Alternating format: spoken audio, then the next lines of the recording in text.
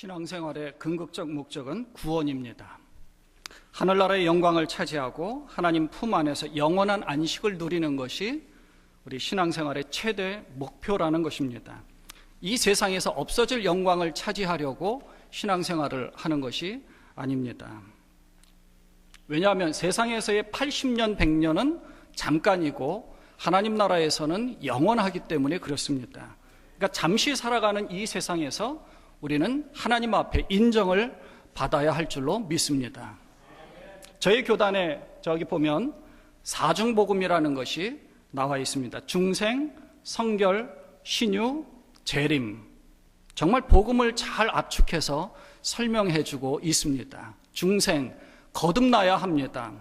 거듭난 자의 삶이 거룩하고 성결한 삶으로 살게 되다 보니 신유의 은사, 신유의 축복을 경험하게 되는 것이고, 또 우리 병이나 육적인 병이나 혹은 영적인 병을 다 치유받은 이후에 정결한, 거룩하고 고결한 신부의 모습으로 예수님을, 신랑 되시는 예수님을 맞이하려고 준비하는 것, 재림주를 기다리는 것, 이것이 사중 복음입니다. 이것이 참 복음이죠. 그런데 가끔 중생, 성결, 신유 이 순서를 좀 바꾸어서 신유를 앞세울 때가 가끔 있습니다.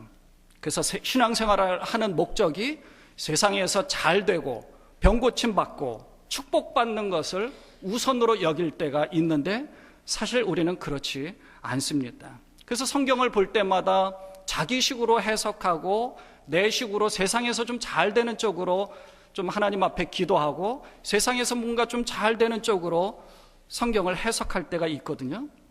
그런 면에서 오늘 본문은 대표적인 말씀 중에 하나입니다. 본문은 38년 된 병자를 예수님이 다가가셔서 고쳐주시고 일어나 자리를 들고 걸어가라는 말씀을 하셨습니다. 병자는 예수님의 말씀에 즉각적으로 반응해서 병이 다 나아서 자리를 들고 걸어갈 수 있었습니다. 그래서 우리도 예수님을 믿으면 병 고침 받을 수 있고 자리를 박차고 일어날 수 있다라고 생각을 많이 하고 그렇게 해석을 합니다. 예수님 잘 믿으면 정말 예수님께서 세상 가운데서 우리를 잘 되도록 허락해 주실 줄로 우리는 분명히 알고 그렇게 믿습니다. 병 고침도 주님이 허락해 주십니다. 이번 우리 목요일에 이용성 안수 집사님이나 운한초 권사님께서 수술을 받게 되시는데 우리 모두가 다 중보 기도하면서 병 고침 또 수술을 집도하시는 닥터에게 지혜와 또 좋은 의술로 큰 문제 없이 수술이 잘 되도록 우리가 기도해야 할 것입니다. 그것이 기도하는 목적이기도 합니다. 또 우리가 정말 하나님 앞에 인정받아서 잘 되기를 소망하면서 기도를 하죠. 그러나 요한이 이 본문의 말씀을 가지고 우리에게 예수님 잘 믿으면 병 고침 받을 수 있다, 예수님 잘 믿으면 우리가 일어날 수 있다, 이것을 가르쳐 주려고 본문을 기록한 것이 아닙니다. 우리가 그것을 한번 살펴보려고 하는 것입니다. 요한복음은 생명의 복음입니다. 요한복음을 보면은요 7가지의 표적이 나옵니다. 그러니까 다른 복음서에는 기적이라고 하는 것을 요한복음에서는 표적이라고 이야기를 합니다. 그러니까 기적을 통해 어떤 영적인 의미, 뭔가 하나님께서 그것을 통해서 뭔가를 말씀하시려고 하는 것을 밝히 깨달아 알아야 되는 것이 바로 표적이라는 것입니다. 기적이라는 헬러 두나미스는 영어 다이너마이트의 어원인데요. 능력이 일어나서 엄청난 능력이 그곳에 임재돼서 기적이 일어난다, 그렇게 이야기하는 것입니다. 그러니까 기적 그 자체의 변화의 결과를 이야기합니다. 그러니까 능력 그 자체에 큰 의미를 부여하는 것이죠. 그런데 표적을 뜻하는 헬라어는 이 두나미스라고 이야기하지 않고 세메이온이라고 이야기를 합니다. 그러니까 그 기적을 통해서 나타난 결과보다도 어떤 의미를 더 많이 생각해야 된다는 것입니다. 그러니까 공관복음이라고 말하는 마태복음, 마가복음, 누가복음은 기적이라고 두나미스라고 이야기하는 데 반해서 요한복음에서는 기적이라는 두나미스라고 이야기하지 않고 세메이온이라고 이야기하면서 뭔가 그것을 통해서 하나님 나라에 합당한 말씀을 너희가 좀 깨달아라 하고 우리에게 가르쳐 주는 것입니다. 요한은 요한복음을 통해서 7가지의 표적을 우리에게 기록해서 알려주면서 마지막 부분 20장에서 다음과 같이 설명합니다. 20장 30절 31절에는 이렇게 이야기해요. 예수께서 제자들 앞에서 이 책에 기록되지 아니한 다른 표적도 많이 행하셨으나 오직 이것을 기록함은 너희로 예수께서 하나님의 아들 그리스도이심을 믿게 하려 함이요 또 너희로 믿고 그 이름을 힘입어 생명을 얻게 하려 함이니라. 그러니까 표적과 기적은 분명하게 다른 것이 생명을 얻고자 하는 것이 중요하다는 것입니다. 요한은 우리에게 그것을 가르쳐 주는 거예요. 그러니까 요한복음에는 7가지 표적이 나오는데요. 그것을 이제 잠깐 말씀을 드리겠습니다. 첫째는 요한복음 2장에 가나의 혼인잔치가 나옵니다. 그러니까 물을 포도주로 변화시킨 사건이 나오죠. 예수님께서 가나에서 이 첫 표적을 보여주시면서 하나님의 영광을 그곳에 나타내셨다라고 기록하고 있습니다. 그러니까 제자들이 그를 믿으니라. 그러니까 바로 이어서 니고데모를 만납니다. 니고데모를 만나서 거듭나야지 된다라고 말씀하십니다.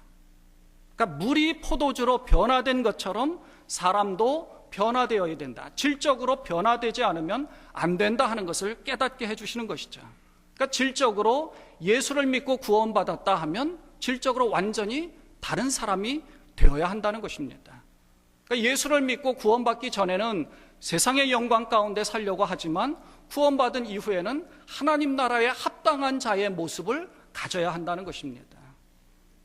두 번째 표적은 바로 이어서 왕의 신하의 아들을 치유하는데 역시 다른 곳을 막 다니시다가 다시 가나로 오셔서 그곳에서 왕의 신하를 만나게 됩니다.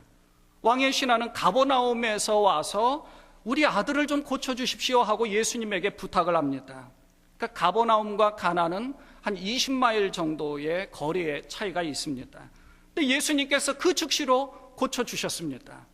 그러니까 말씀을 듣고 받은 그 신하는 그 즉시로 말씀을 믿고 돌아가다가 왕의 신하의 종들이 와가지고 당신의 아들이 살았습니다라고 알려주는 거예요. 그래서 가만히 시간을 따져보니까 예수님께서 말씀하신 그 시간에 나았다는 것입니다. 그리고 세 번째 표적이 오늘 본문의 말씀이고요. 베데스다 연못가에서 38년 된 병자를 치유하는 말씀인데 이 부분은 이제 뒤에서 다시 말씀을 드리겠습니다. 네 번째가 오병이어의 기적이 그 뒤에서 나옵니다. 하늘에서 내려온 생명의 떡 이야기를 이야기하면서 진실로 진실로 너희에게 이르나니 믿는 자는 영생을 가졌나니 내가 곧 생명의 떡이니라. 사람들은 오병이의 기적을 가지고 세상 가운데서 먹고 마시는 것에 대해서 인정을 받고 너무 좋다라고 생각을 하면서 예수님을 임금으로 모시면 우리가 먹고 사는 것에 대해서는 충분하겠구나라고 생각을 했습니다. 근데 예수님은 아니다 하고 피하셨죠. 그리고 피하시다가 다섯 번째의 표적으로 제자들 앞에 물 위를 걸어서 오십니다. 제자들이 무서워합니다. 두려워 떨고 있는 제자들에게 와서 두려워하지 말라 그러면서 설명을 쫙 하십니다. 너희가 나를 찾는 까닭이 뭐 때문에 그러느냐? 표적을 보고 믿는 것이 아니라 떡을 먹고 배불러서 그런 거 아니냐라고 이야기하면서 하나님께서 보내신 일을 믿는 것이 바로 하나님의 일이다. 그리고 자기를 잘 믿으라고 권면하십니다. 그리고 그 뒤쪽에 가서 여섯 번째 표적으로 소경의 눈을 뜨게 하십니다. 그러니까 어두움에서 빛으로 인도하시며 너의 영안이 열려서 하나님 나라의 비밀스러운 것들을 너희가 좀 깨달아라. 주님께서 그것을 표적을 통해서 또 말씀하셨습니다. 그리고 11장에 가서 죽은 나사로를 살려주십니다. 그러니까 사망에서 생명으로 인도하시는 예수님이시다라는 것을 보여주십니다. 그래서 예수님을 믿으면 이렇게 죽은 자가 다시 살아날 수 있다. 부활의 소망을 우리에게 허락해 주신 것입니다. 이 7가지의 표적 중에서 세 번째 표적을 우리가 한번 살펴보려고 하는 것입니다. 자, 본문을 보겠습니다. 1절을 보니까 그 후에 유대인의 명절이 되어 예수께서 예루살렘에 올라가시니라라고 기록되어 있어요. 그 후, 언제예요? 왕의 신하를 고친 이후입니다. 그러니까 첫 번째와 두 번째 표적을 보이신 이후입니다. 물을 포도주로 변화시킨 후 사람이 거듭나야 되는 것을 말씀하셨습니다. 그리고 왕의 신하를 통하여서 뭔가 제자들에게 먼 거리에 떨어져 있어도 정말 믿기만 하면 이런 놀라운 기적 같은 일들을 볼 수 있다, 이것을 보여주셨습니다. 거기서 뭐라고 이야기하느냐면 왕의 신하의 아들이 이제 병들어서요, 예수님에게 와서 고쳐달라고 이야기합니다. 예수님이 4장 48절에서 이렇게 말씀합니다. 너희는 표적과 기사를 보지 못하면 도무지 믿지 아니하리라. 왜 이렇게 표적과 기사를 보려고 하느냐? 근데 왕의 신하가 그것을 아랑곳하지 아니하고 오셔서 내 아들을 좀 고쳐주십시오. 그러니까 예수님께서 가라, 내 아들이 살아있다. 그때서야 그 왕의 신하가 그 말씀을 믿고 돌아간 것입니다. 그 병이 완전히 다 나았어요. 그러니까 사람들의 관심은 예수님에게 있는 것이 아니라 그 주변적인 것, 본질적인 것보다 비본질적인 것, 축복을 원하고 병 낫기를 바라고 세상 가운데서 뭔가 잘 되는 것들을 더 많이 생각합니다. 예수님의 능력과 예수님의 힘과 예수님의 파워, 엄청난 기적을 일으키시는 그 모습을 더 생각을 많이 했다는 것입니다. 예수님은 그것이 아니다라는 것을 보여주려고 하는 것입니다. 유대인의 명절이라고 이야기해요. 예수님께서 예루살렘에 올라가셨는데 유대인에게는 3대 명절이 있지 않습니까? 유월절, 오순절, 초막절이 있는데 다른 곳에서는 6장 4절에서는 요한이 무엇이라고 이야기하느냐, 마침 유대인의 명절인 유월절이 가까운지라 하고 유월절 절기를 이야기합니다. 또 7장 2절에 보면 유대인의 명절인 초막절이 가까운지라 하고 절기를 이야기합니다. 근데 여기서는 절기를 이야기하지 않습니다. 왜요? 절기의 마음을 뺏길까 봐, 뭔가 다른 사건에 대해서 정확하게 깨닫기를 원하셨던 것입니다. 이 날은 안식일이었어요. 근데 예수님은 이 안식일에 베데스다 목가에 오셨다는 것입니다. 그러니까 예수님의 관심은 고통 중에 있는 이 병자에게 있었다는 것입니다. 자, 3절을 보면은요, 그 안에 많은 병자, 맹인, 다리 저는 사람, 혈기 마른 사람들이 누워 있다고 합니다. 그런데 그 많은 병자들 가운데 예수님은 38년 된, 38해 된 이 병자에게 눈길을 고정하셔서 그 병자를 바라보았습니다. 그가 언제부터 여기에 누워 있었는지는 사실 잘 모릅니다. 어쨌든 그의 병이 38년 동안이나 되었다고 합니다. 예수님이 오셔서 내가 낫고자 하느냐 하고 물어보십니다. 병자가 뭐라 그래요? 내가 낫기를 원합니다, 이렇게 이야기하지 않습니다. 7절에 보니까 주여, 물이 움직일 때에 나를 못에 넣어주는 사람이 없어 내가 가는 동안에 다른 사람이 먼저 가나이다 라고 이야기합니다. 무슨 얘기입니까? 3절 4절에 보니까 이 가로, 꺽쇠 가로라고 하는 곳에 이런 구절이 있어요. 물의 움직임을 기다리니 이는 천사가 가끔 못에 내려와 물을 움직이게 하는데 움직인 후에 먼저 들어가는 자는 어떤 병에 걸렸든지 낫게 되밀어라. 왜 꺽쇠 가로를 넣는지 아십니까? 그 원래 성경 구절에는 없었던 거예요. 왜냐하면 성경 구절에서는 이런 것이 크게 중요하지 않기 때문에 그렇습니다. 근데 후대에 어떤 그 사본에 보니까 이 구절이 있어요. 그러니까 이 꺽쇠 가로를 넣어서 번역을 한 것입니다. 그때 당시에 전설에 의하면 천사가 내려왔다가 그 못에 왔다가 다시 올라가는 과정에서 그 못에서 올라가니까 왜 거기서 뭔가가 이렇게 나오게 되면 물에 파장이 있지 않습니까? 물이 움직이는 거예요. 그 움직임 가운데서 누구든지 먼저 들어가면은 병이 낫는다라는 전설이 있었다는 것입니다. 그 전에 병자가 나았는지 어쨌는지는 사실 잘 몰라요. 그런데 예수님이 여기 오셔서 이 병자를 고쳐주었습니다. 예수님의 이 병자를 병을 고쳐준 것이 아니라 아예 자리를 들고 일어나도록 병을 고쳐주신 것입니다. 자, 그런데 여기에서 보면은요, 이 사람은 예수님을 누군지를 알았을까요? 몰랐을까요? 예수님을 모르는 거예요. 예수님이라는 소문을 듣지도 못했습니다. 누구인지도 몰라요.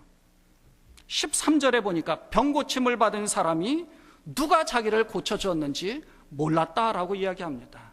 왜냐하면 안식일에 자리를 들고 걸어가니까 그 유대인들이 안식일에 왜 너가 이렇게 움직이느냐 하면서 비난을 하면서 누가 너에게 이런 명령을 내렸느냐라고 물어봐요.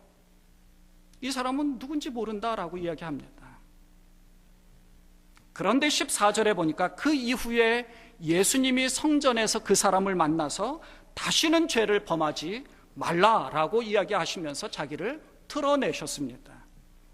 그러니까 이 사람이 바로 가서 유대인들에게 나에게 이런 이야기를 한 사람, 나를 고쳐준 이가 바로 예수라는 사람이다 라고 고발을 합니다. 16절에 가서 보니까 그러므로 안식일에 이런 일을 행한다 하여 유대인들의 예수를 박해하게 된지라. 예수님께서 하나님의 아들이심을 드러내셨습니다.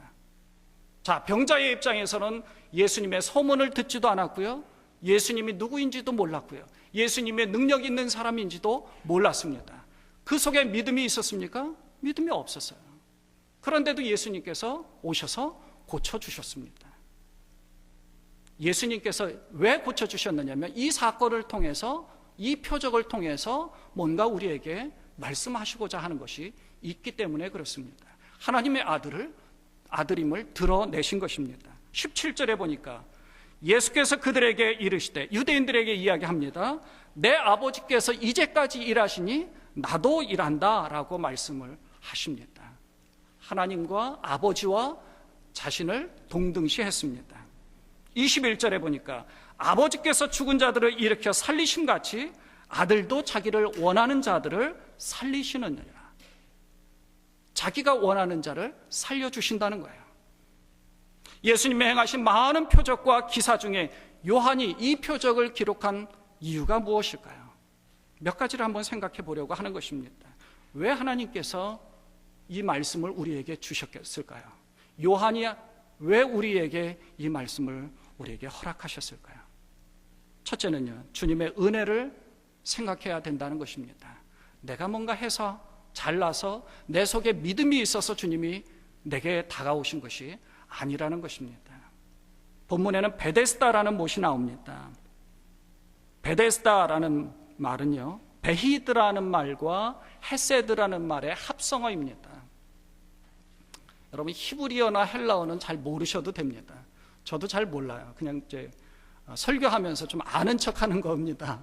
그러니까 베히드라는 말은 여러분 잘 아시죠? 그 베들레헴, 레헴이라는 것이 이제 떡이라는 뜻이 있고요. 베드라는 말이 어떤 집을 의미합니다. 그래서 예수님이 태어난 베들레헴이 떡집이라는 의미가 있지 않습니까? 또 야곱이 그 베개를 베고 누워서 자던 중에 하나님을 만나게 됩니다. 거기를 뭐라 그래요? 베델이라고 이야기하지 않습니까? 하나님이라는 그 하나님을 만난 장소, 하나님의 집, 그래서 베델이라고 이야기하는 것입니다. 헤세드는 은혜라는 말입니다. 그러니까 여기에 베데스다라고 하는 말은 자비의 집, 은혜의 집, 긍휼의 집입니다. 물이 움직일 때 먼저 들어가는 자는 어떤 병에 걸렸든지 낫게 된다고 해서 병자들이 이 은혜의 집, 또 긍휼의 집, 자비의 집이라고 하는 이곳에 모여 있는 것입니다. 자, 어떤 병자들이 있어요? 맹인들이 있습니다. 다리 저는 사람, 또 혈기 마른 사람들입니다. 은혜의 장소고 자비의 장소인데 물이 움직일 때에 먼저 들어가야 합니다. 소경이 물이 움직이는지 보입니까? 안 보이죠. 다리 저는 사람 혹은 혈기 마른 사람, 완전히 몸이 움직일 수 없는 상태입니다. 이 병자도 예수님에게 뭐라 그래요? 물이 움직일 때 누군가가 나를 저곳에 넣어줘야 되는데 넣어줄 자가 없어서 이렇게 있습니다라고 이야기하지 않습니까? 어쩌면 물이 움직여서 어쩌면 거기에 병자가 나았을지도 모르겠습니다. 그러니까 물이 조금만 움직이면 물이 움직인다 그러면 그 많은 사람들이 다 거기에 서로 먼저 뛰어들려고 서로 달려가지 않겠습니까? 병자들 가운데서 맹인들은 눈에 보이지 않으니까 이리 뛰고 저리 뛰고 우왕좌왕하겠죠. 아비규환일 것입니다. 아무도 그곳에서 소망을 갖지 못합니다. 소망을 가지고 그곳에 있지만 이미 체념 상태에 있는 거죠. 그러니까 말하자면 소망의 집이 절망의 집일 수도 있습니다. 소망이 있는 곳에 절망이 함께 있는 거예요. 이 병자에게도 아무런 소망이 없지 않습니까?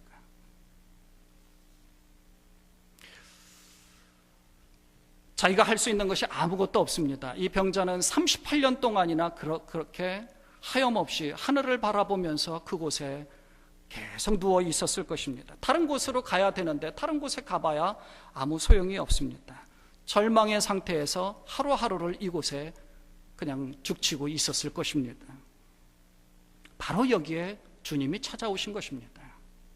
그러니까 병낫기를 소망하는 소망의 장소, 그러나 절망과 체념과 좌절과 모든 것을 포기할 만한 그런 상황 가운데 있는 그곳에 주님이 찾아오신 것입니다. 그리고 표적을 보이십니다. 그리고 영적 각성을 우리에게 깨닫기를 원하시는 것입니다.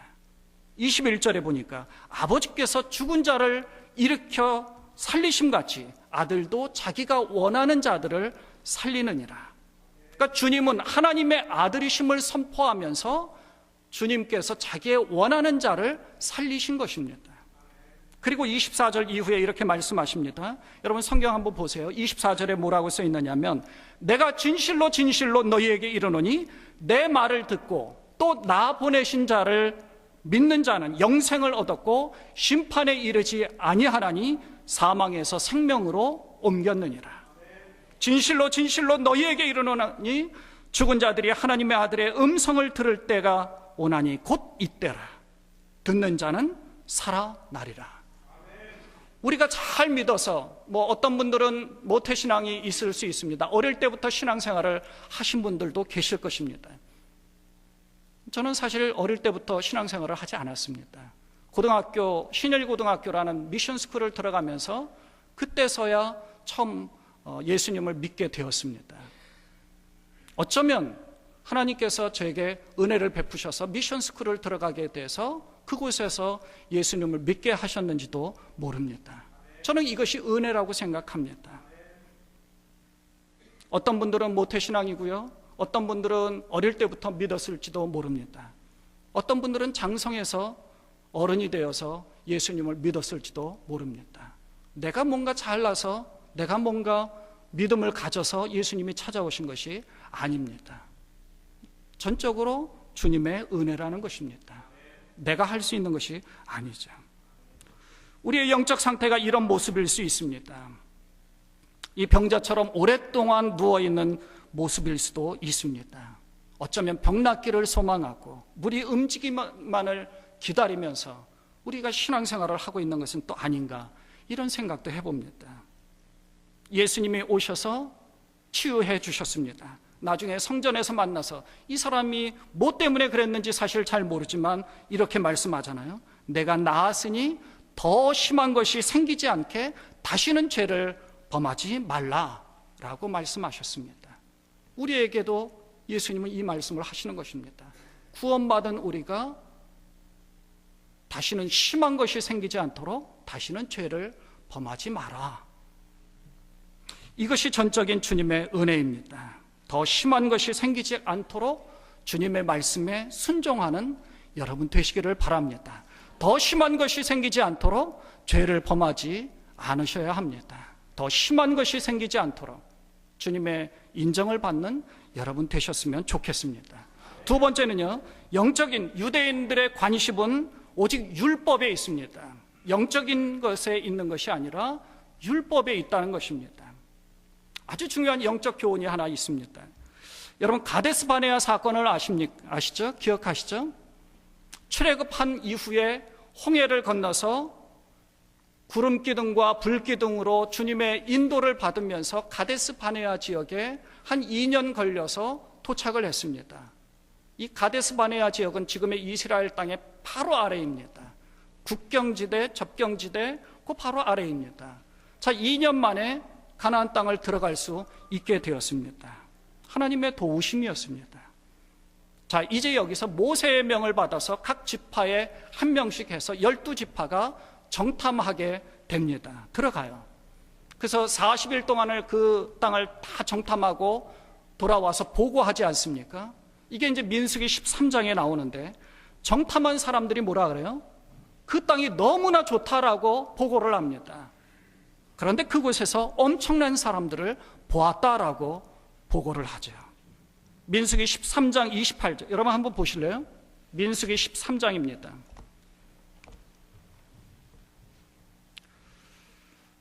제가 가지고 있는 성경이 217페이지인데요. 민수기 13장입니다. 자, 민수기 13장 25절에 보니까 40일 동안 땅을 정탐하기를 마치고 돌아왔다라고 기록되어 있습니다. 27절에 모세에게 말하여 이르되 당신이 우리를 보낸 땅에 간즉 과연 그 땅에 젖과 꿀이 흐르는데 이것은 그 땅의 과일이니이다 하고 그 열매를 보여줍니다. 자, 28절 후반에 보니까 거기서 누구를 보았다 그래요? 거기서 아낙 자손을 보았다라고 합니다. 거기에 대해서 30절 갈렙이 이야기합니다. 우리가 곧 올라가서 그 땅을 취하자. 능히 이기리라. 하나님께서 여기까지 인도하셨고 하나님의 도우심이 있고 하나님께서 하시고자 한다면 능히 할 수 있다라는 믿음을 보였습니다. 그런데 31절에 우리는 능히 올라가서 그 백성을 차지하지 못하리라. 그들은 우리보다 강하니라. 외적인 비교를 하잖아요. 외적으로 보니까 그들은 굉장히 강해 보입니다. 32절 마지막에 보니까 거기서 본 모든 백성은 신장이 장대한 자들이다라고 엄청난 거인족 속의 후손들. 그리고 마지막 33절에 거기서 네피림 후손인 아낙 자손의 거인들을 보았나니 우리는 스스로 보기에도 메뚜기 같으니 그들이 보기에도 그와 같았을 것이니라. 굉장히 위축되어 있지 않습니까? 어떻게 돼요? 결국 여러 가지 논란이 많이 있다가 여호수아와 갈렙만이 그 땅을 취하자라고 이야기하는데 결국 후퇴하게 됩니다. 돌아가게 되죠. 실제로 여호수아서 11장 21절을 보면요, 그 땅을 이제 정복 전쟁을 할 때 이렇게 기록되어 있어요. 여호수아가 가서 아낙 사람들을 멸절하고 이스라엘 자손의 땅에는 아낙 사람들이 하나도 남지 아니하였다라고 기록되어져 있습니다. 여호수아가 그 땅을 차지할 때는. 근데 38년 전에는 그거를 못했던 것입니다. 왜요?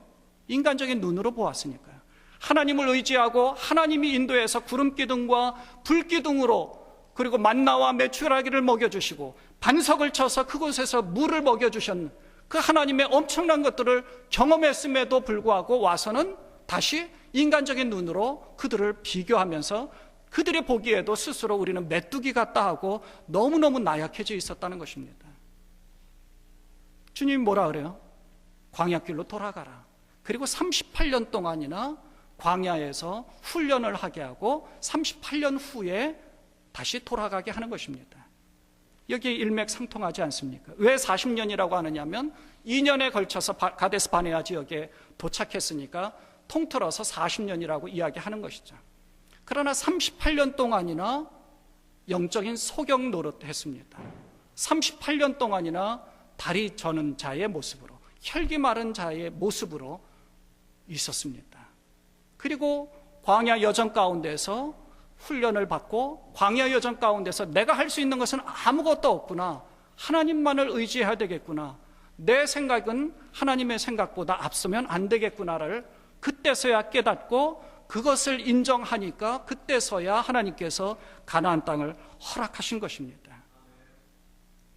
그 영적인 의미를 우리가 깨달아야 하는 것이죠. 내 힘으로는 안 되고 오직 하나님을 믿어야 합니다. 이스라엘 백성들이 광야에서 아무것도 한 일이 없어요. 뭔가 노력할 수 있는 것이 없지 않습니까? 거기서 농사를 지을 수 있겠습니까? 거기서 양들을 잘 칠 수 있겠습니까? 오직 하나님의 은혜만을 사모해야 되고 오직 하나님만을 믿는 것밖에는 할 일이 없습니다. 하나님을 잘 믿는 것입니다. 그러니까 율법을 지키는 것보다 더 중요한 것이 은혜라는 것입니다. 이 은혜를 사모해야 합니다. 율법은 하나님의 은혜를 입은 자들이 지켜야 할 도리를 말하는 것입니다. 은혜보다 율법이 앞서면 안 되는 겁니다. 본문에 나오는 유대인들은 율법이 은혜보다 앞서 있기 때문에 이 병자를 질책을 합니다. 그리고 주님을 질책을 하고 박해를 시작합니다. 그러니까 주님이 표적을 통해서 말씀해 주신 것입니다. 유대인들은요, 이 사람이 병이 고쳐진 것에 관심이 없었습니다. 그가 38년 동안 얼마나 많은 고통과 눈물과 좌절과 절망 가운데 살았는지 관심이 없습니다. 이 사람은 세상을 얼마나 비관하며 자신의 처지를 분노하며 하나님을 원망하며 살았는지 유대인들의 관심은 그것에 없습니다. 그 사람이 어떻게 살았는지 관심도 없고 오직 율법을 지키는 일에만 관심이 있었다는 것입니다. 그래서 10절에 보니까 유대인들이 병 나은 사람에게 이르되 안식일인데 내가 자리를 들고 가는 것이 옳지 아니하니라. 옳지 않다라고 이야기하는 거예요. 정죄하는 것이죠. 38년이나 절망과 고통 속에 살아왔던 이 사람이 갑자기 병 나은 것에 축하해 주지 않습니다. 오히려 이 사람을 정죄하고 있어요. 안식일에 왜 이런 행위를 하느냐. 어쩌면 그 병자들 가운데서도 그랬는지도 몰라요. 야, 안식일인데 왜 자리를 들고 왔다 갔다 해?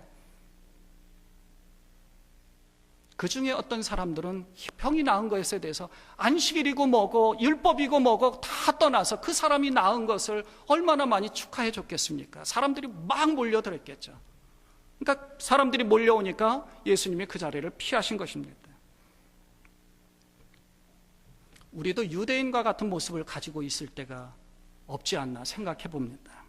사람의 관심을 갖는 것보다 제도, 규칙, 법, 그걸 더 중요시하지는 않는가.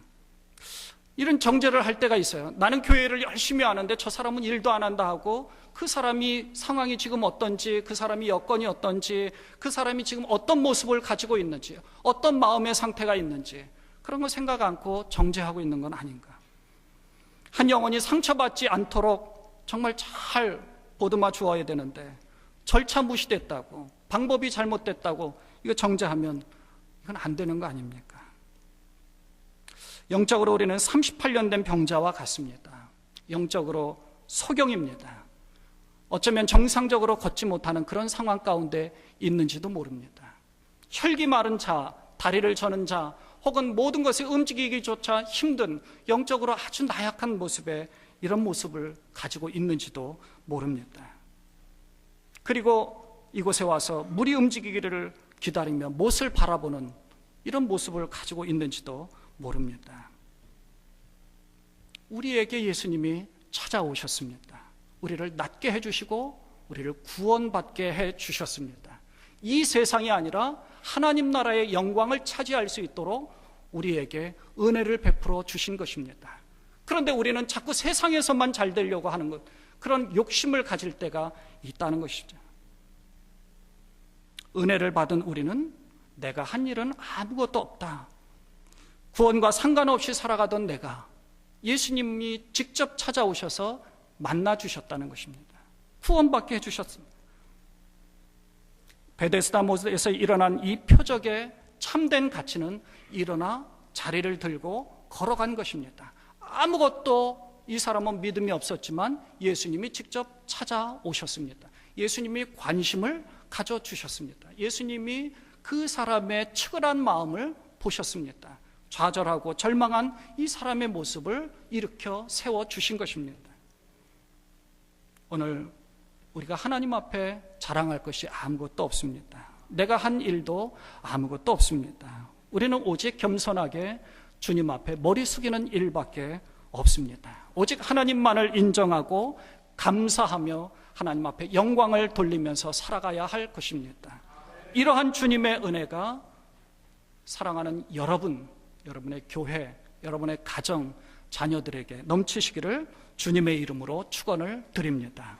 기도하겠습니다. 하나님 아버지, 내가 잘나서 주님이 내게 구원의 은혜를 허락한 것이 아닌 것을 압니다. 내가 잘나고 똑똑하고 돈이 많이 있고 내가 다른 사람보다 더 낫기 때문에 직분을 받은 것도 아닌 것을 압니다. 그저 주님께서 베풀어 주신 은혜고 주님이 베풀어 주신 복이라는 것을 우리가 깨닫습니다. 내가 한 일이 아무것도 아니기에 주님 앞에 겸손하게 무릎을 꿇고 그저 머리를 숙일 뿐입니다. 감사할 뿐입니다. 주님, 나보다는 남을 낮게 여기는 마음으로 주님을 섬기며 다른 사람을 섬기며 오직 주님의 뜻을 이 땅 가운데 실천하며 살아가는 그러한 저희가 되도록 주님 큰 은혜를 베풀어 주옵소서. 38해 된 이 병자를 찾아오셔서 일으켜주신 주님께서 우리에게 찾아오시고 우리의 가정에 찾아오시고 우리의 자녀들에게 찾아오셔서 직접적으로 말씀하시고 일으켜주시고 오직 믿음 가운데 굳건히 설 수 있도록 주님 큰 은혜를 베풀어 주옵소서. 절망과 좌절과 포기와 그리고 낙심의 상태에 있는 자들에게 주님 찾아가 주시옵소서. 그래서 저들을 일으켜 세워 주옵소서. 우리 주님 예수 그리스도의 이름으로 간절히 기도드리옵나이다. 아멘.